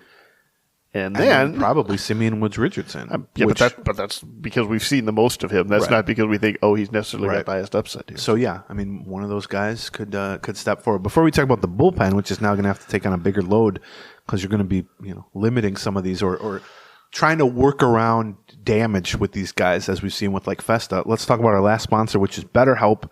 Here's how BetterHelp works. If you have had some issue that you would like to talk about with somebody, but it's hard to kind of motivate yourself to actually take the last steps to contact someone, schedule something, go see someone, BetterHelp can set you up with a real licensed therapist within days. They can tailor it to whatever you're comfortable with. So if you want to do a video chat, you do a video chat. If you don't want to be on camera, you do a phone call. If you don't like phone calls, I personally don't like phone calls, you just you do a live chat, you type with somebody. And they can figure it out based on your schedule. Your schedule might be, listen, you might not have, one of the biggest excuses people have for not seeking therapy is, when am I going to fit therapy in here? Right. Well, it can't be more convenient, and they can adjust given your schedule and your It's also just a much less daunting thing to undertake. Right. Than just, hey, I'd like to schedule a video chat with this thing. Right. And with BetterHelp, Gleeman and the Geek listeners can get 10% off their first month by visiting betterhelp.com/Gleeman. That's BetterHelp, HELP.com/Gleeman. Go to Never Skip Therapy Day with BetterHelp. Visit betterhelp.com. Yeah, just fill out a brief questionnaire, get matched with a licensed therapist. All right. Okay. So, unfortunately, you would like to, if you're going to be turning over, 60% or more of a rotation to a bunch of rookies, you would like to go, well, look, we feel great about our bullpen where we're at. And unfortunately, injuries have also hit the Twins' bullpen pretty hard here too. Brock Stewart had or is having imminently shoulder surgery that will knock him out for the rest of the season. Justin Topa, who's yet to throw a pitch for the Twins, had been rehabbing his spring training knee injury at AAA. Looking pretty good at AAA. And that has been halted or shut down or paused, let's say, because of arm fatigue. So he's certainly no sure thing to contribute at all this season. Right. What you're left with now, minus those two guys. Louis Varland, who we thought might be moving in there. That's a good point, potentially might not be available for that. Right. What you're left with now is 4 relievers you trust. Duran, Jax, Sands, Alcala. Right. And it's a credit to Sands and Alcala that they've stepped up to join that quartet. Jax has been awesome all season. He's, I think, taken his game from good setup man the last 2 years to elite reliever, like truly a top 10 reliever in baseball, whether it's closer, setup, whatever. Duran, I wish I had a little more faith that he will be as dominant as he was the last 2 years, but his velocity appears to just be gone. And he's still throwing 101, 100, but the days of him throwing 103, 104, we just haven't seen it any point this season. I don't have a great explanation for that, at least that we've been given.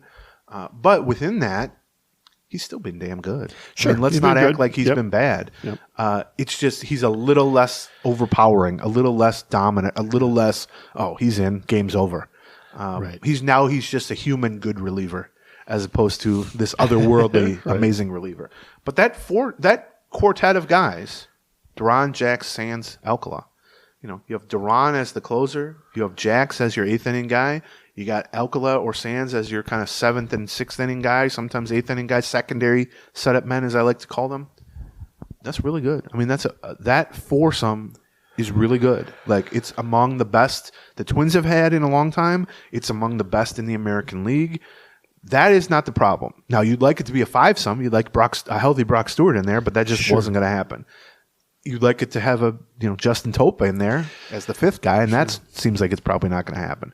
But the problem is, first of all, if you lose one of those guys, you're in deep doo-doo. Yeah. But then beyond that, you're going to need more than 4 guys.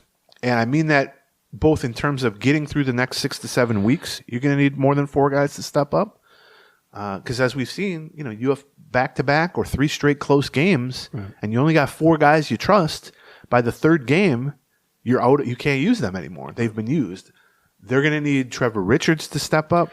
They're going to need one of these lefties, Caleb Thielbar or Okert, to finally step up for a consistent period. Well, and right now they're in the middle of their longest consecutive game stretch of the season. Right? They've 14 in 13 days. Yeah, they played 8 games in 7 days. They still have another 6 games to play before their first off day. After that, things do ease up a little bit in terms of like being able to give some people some rest. And the reason that matters is because when you can't overuse your 4 guys all the time, you want to be able to have some off days in there. And when that happens, and I think we saw it a couple times over the last week already, you're forced to take one of those bottom 4 guys and throw them into a more high leverage spot. Yes. Well, because so and so's pitched back to back days. Yeah, you see Trevor Richards closing out a game against the Guardians, which is not in the plans.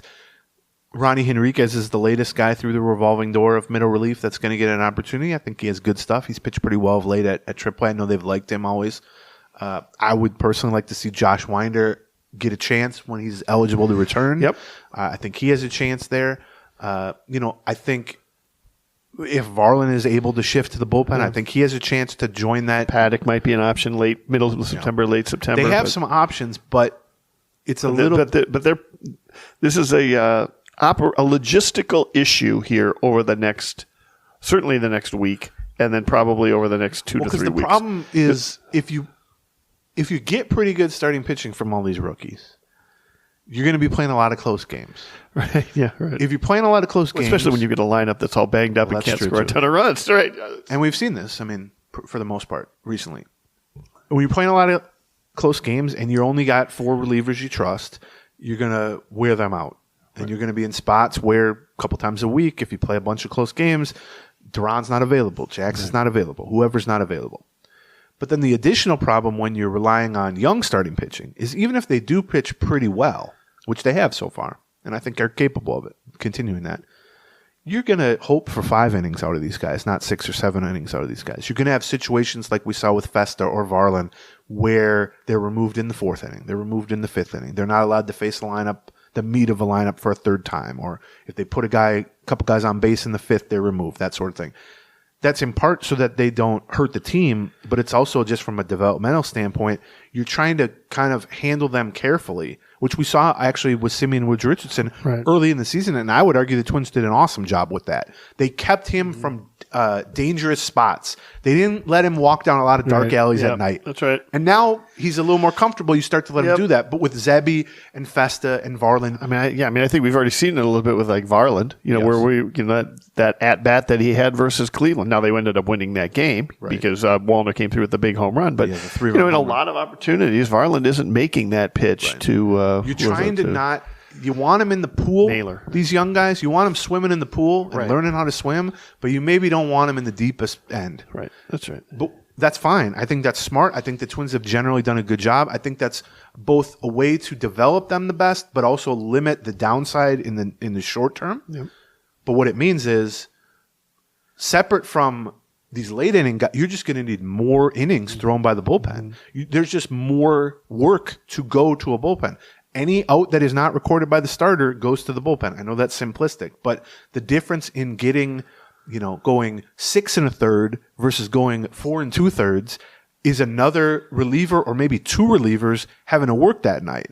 Right. And that starts to add up, both in terms of who's available in a given game, but also just overall workload. And so they're going to need some guys to pitch multiple innings. They're going to need some guys to step up into late inning roles too. Yeah. And the combination of both of those things, when you're down Stewart and Tope hasn't done much, it's dangerous. It's a high wire act, and their bullpen has not been particularly good since the All-Star break. And I don't think there's the cavalry's not coming. Maybe Varlin, but for the most part, they're going to have to figure out the bullpen with the guys they have. There's some decent guys at AAA, but it's more the Scott Blewett types, where it's or the Dobnik type, where it's this guy can come up and eat some innings for us. So I'm very curious to see good or bad, the sort of push and pull of wanting to keep these rookie starters out of the deep water, but also knowing that, if they're in the shallow water, that's pushing the bullpen out into deeper water too, and that's a tricky combination. You're at a pivot point in a lot of ways, in a lot of different areas with this team right now. It's a little. I don't want to say they're on the precipice, but if they get just a little bit less offense, this is a problem. If their bullpen loses one more high leverage arm, they've got a little bit of a problem. Their margin for error is gone. That's right. Because of injuries, in all of the different areas, their margin for error is almost nothing at this point. And it could be that they start getting healthy and you see a positive cycle going up, or it could be that one or two more things break and you start seeing a negative cycle go down. Like it's kind of fun to see how they're managing it. Let's call it Minnesota interesting. Yeah, not so much fun. You're right. But I agree with you. It's from a tactical or strategic or even big picture view. This is going to be uncommon situations for these guys, and they're either going to come through it well or they're not. Yeah. And either way, you're going to learn a lot about these guys. You're going to learn a lot about the roster. The big help clearly would be Correa and Buxton coming back. Right. Even Brooks Lee and etc. staying healthy. Brooks Lee coming back, all that sort of thing. Right. And if you can get the young bit, pitchers doing well, right? Instead of it being the fifth inning and the game is tied 3-3 with Louis Varland or David Fester or whoever on the mound, if it's 6-3 because you've put some more runs on the board, there you've created some margin for error, and that's I think what they need. I mean, I don't know how many times we've said, don't forget Julian sitting down there at AAA. Well, he ain't sitting down at AAA now. He's the last card they really have to play from their lineup standpoint. I mean, unless you're going to, bring up Camargo to take a place of one of the catchers and one of those goes down. You've got some other options. It's not like there's no other options down there. You've got some fill-ins. They have some, but you don't player. have the Michael Hellman's healthy. Sure. I'm a fan of his.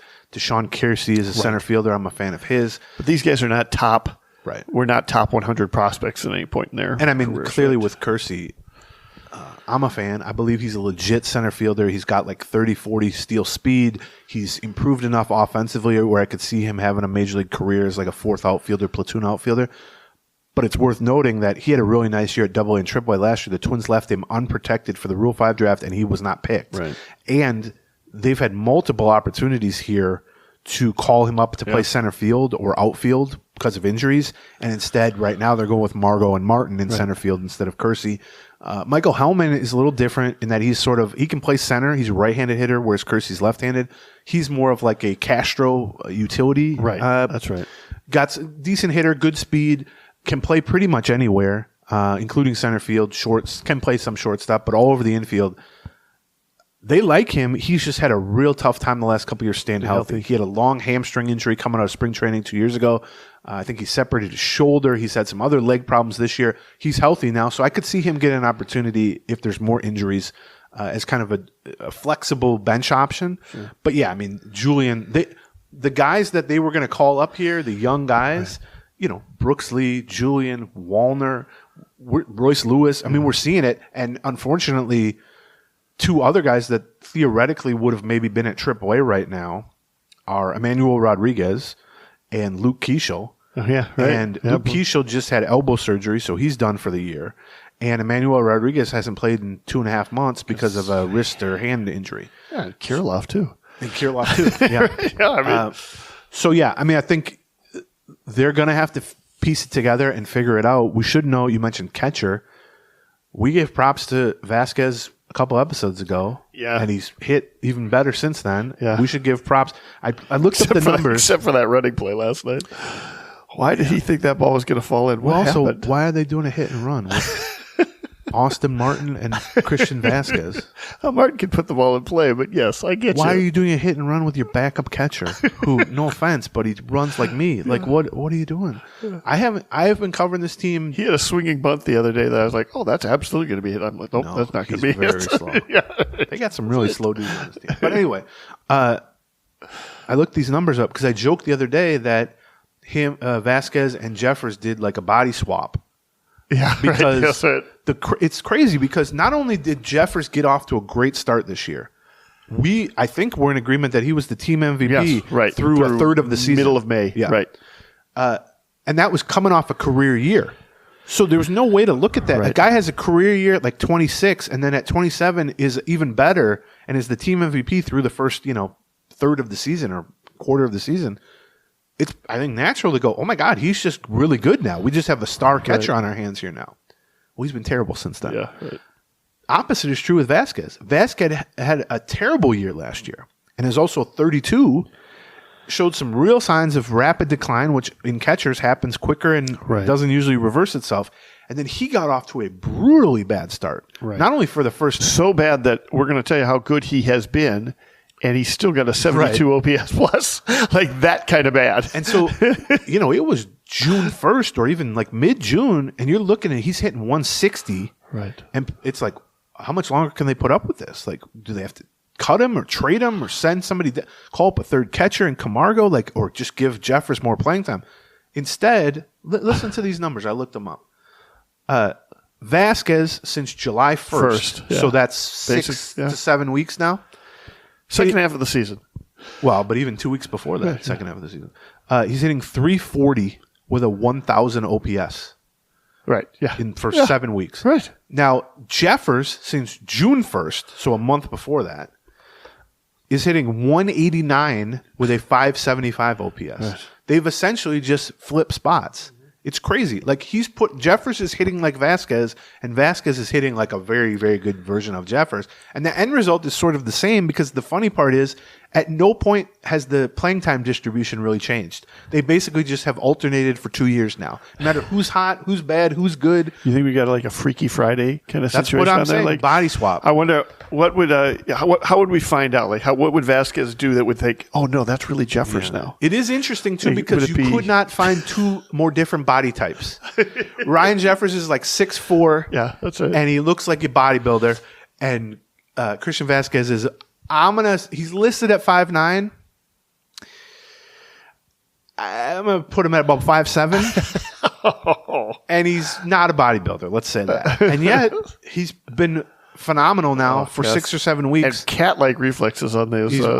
Defensively. Defensively is why he has a 10-year career. And in fact, last night they celebrated his 10th, reached the 10-year mark in the majors last night. Oh, wow. And they brought in a band from Puerto Rico. His wife hired them to come in and surprise him and play music for him and stuff like that. The 10-year mark is a big deal for players, because I think something like 6% of players reach 10 years in the majors. So, it's kind of like it's a higher echelon than, and I also think from a pension standpoint, it's another level of benefits. Okay. Compared to like even 7 years or 5 years in the majors. You get your gold card too? That's after 7 years or something. Yeah, we talked about that. I thought it was 10 years. No, okay. It's fewer than 10 because Trevor May has it. Okay. But yeah, we talked about that, where you can get into any game. You and a guest can get into any game you want for the rest of your life. But yeah, 10 years is just a big deal. And to be a catcher playing at your best as you reach 10 years in the majors is rare in itself. To be a catcher doing that after a brutally bad first half of the season and a bad year last year, when everything looked like it was trending in the wrong direction, is like damn close to a miracle, honestly. And it's a credit to the work Vàzquez put in. And I know the pitchers are, I would almost describe it as like proud of him. Yeah. Because the pitchers have this whole time loved working with him. He's really popular. Defensively, he plays a huge role for the pitching staff, obviously, as does Jeffers. But of late, when he's been coming through with homers and extra base hits and RBIs, there's been multiple times where like a Joe Ryan or a Pablo Lopez or whoever post-game will be like, hey, how about Vàzquez? How about my guy Vàzquez there coming through? Let me reverse something that happened earlier in the season. See what you think of it. What do we think about Christian Vàzquez as DH while Jeffers is catching? That's funny to me that Jefferson was a DH. Yeah. Like he was their best DH. Yes. He was leading the team in at bats at DH. Yes. At 2/3 of the way, or maybe halfway through the season. I think he was their most valuable player through 50 games. Yeah, right. Let's say. Yeah. And in the 50 games since then, he's been pretty bad. I wonder if he's fighting something. Who knows? Yeah. And then the last thing I wanted to give a little credit to on the offensive standpoint is Carlos Santana. Oh my. Who has a lot more than 10 years in the majors. Stole a base last night, making him 16 for 16 on stolen bases since 2019. He's actually stolen 17 consecutive safely, which is amazing for any player. Would be amazing for Willie Castro or Byron Buxton. He's slow as hell. He's 38 years old and was never fast, and he sure as hell isn't fast now. That is just pure instincts and awareness and veteranness that is allowing a 38-year-old first baseman with well below average speed. He's not quite as slow as Vàzquez, but he's I was going to say up there. He's down there to go 16 for 16 stealing bases, and the majority of these have not been close. There was one or two that were close that I can remember this season. That's a credit to him. He continues to play phenomenal defense at first base. Yeah. For the eye test, numbers at first base. He seems to be getting better. Yes. He's great at scooping, which is key because, first of all, Correa intentionally bounces balls from shortstop. Royce Lewis does not intentionally bounce him, but ends up short. Miranda does too. Yeah. Yep. He's been incredible at scooping. He dropped one last night, but he's been great at going after foul balls, and then he made a catch last night over his shoulder, Willie Mays in the outfield style. Well, not to mention the second base rotation we've had there too, between Martin and Julian on a regular basis. Yeah. And then the other thing that I think I've been most impressed with, especially for a 38-year-old who's like 5'10" on a good day, we're not talking about a 25-year-old 6'6" guy. He gets more extension, more range extension at first base than anybody I've seen since Minkiewicz.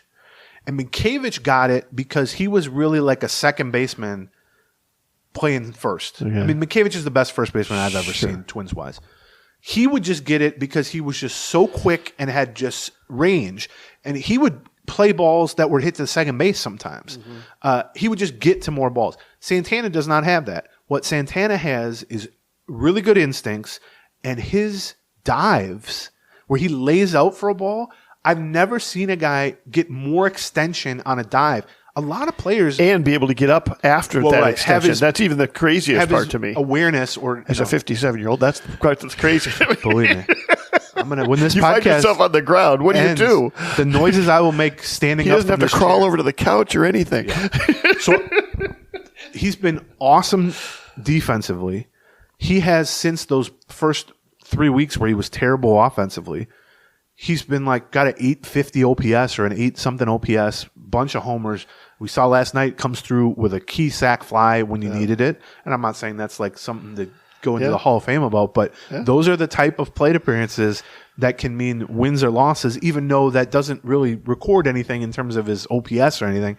That's a spot where they needed the ball put in play. Yeah. They needed the ball put in play in the air. And he had a really good at bat and then did it. Well, also his base stealing acumen is clearly rubbing off on Wallner. Yeah, Wallner's game-changing speed last night ended up winning the game. We said this about him last year. Wallner is a lot faster than you would think. Yeah. But did you see the jump he got on that particular stolen base? Well, yeah, he just went. That's right, because they're not keeping tabs on him. Yeah. But he's not a good outfielder, in terms of range. He has a really good arm. But first of all, he's massive, and we stood next to him on the stage at the Winter Meltdown. Yeah. We're large. Sure. You and I are large boys. Yeah, we're big boys. I think Patrick Royce has even said that. Hey, big boys, or something, because he's one too. But Matt Wallner and Louis Varland's, pretty strong guy, big guy. Yeah. Matt Wallner is on another planet. Matt Wallner truly looks like a football player. Yeah. And so those guys aren't going to be the fleetest of foot. Guys that can hit the ball 500 feet and are 6'5" are not going to be base stealers.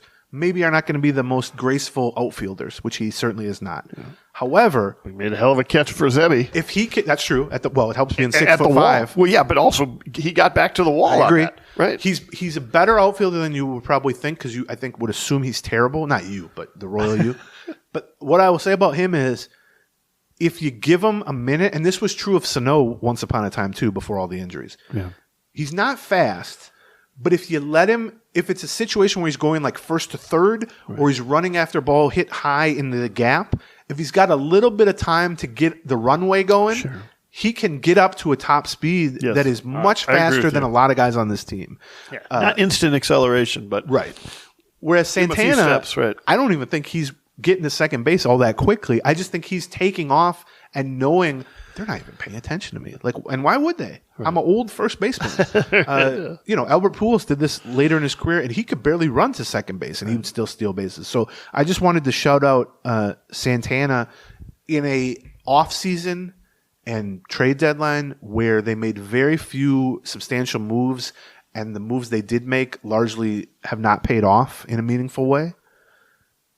We thought he was headed down that path because he hit 140, and again, he's 38. Right. When a guy 38 has a bad 3 weeks or a terrible 3 weeks to open a season, it's like, oh, he might just be cooked.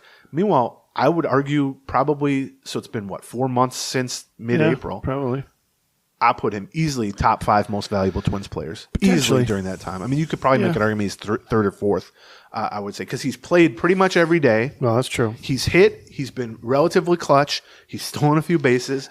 The defense has just been fantastic. Yeah, the defense has been really fun. In terms of soft factors that aren't quantifiable, I can definitely tell you that his locker has become like a hub in that clubhouse. When the Twins traded for him, or not signed him, right after they had traded Polanco, the word behind the scenes was they wanted to replace Polanco's leadership as much as anything else, right? Switch hitting ability. And switch hitting ability. Both, right. Yeah. And you don't need to get it at second base anymore. You can get it at first base because they had Julian on the roster and thought he was going to be that. So, he's been better than Polanco this year, which I wouldn't have necessarily expected.